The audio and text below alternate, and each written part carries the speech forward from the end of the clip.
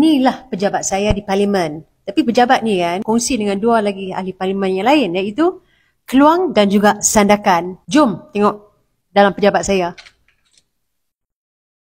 Sebenarnya pejabat ni selalunya lah pegawai-pegawai kami lah yang akan duduk buat kerja, sebab ahli parlimen kami selalunya berada dalam dewan di blok utama. Kadang-kadang kami akan duduk sini sebab nak buat kerja, dan kadang-kadang kami akan ada mesyuarat, interview lah dan sebagainya. Menteri dan juga timbalan menteri, mereka ada bilik tersendiri. Mereka ni tak kongsi lah, tapi di tingkat yang berlainan. Ahli parlimen, pembangkang pun dapat juga pejabat. Mereka juga kongsi dengan ahli-ahli parlimen pembangkang yang lain. Mungkin anda tertanya-tanya, boleh tak kami datang ke pejabat ahli-ahli parlimen kat sini?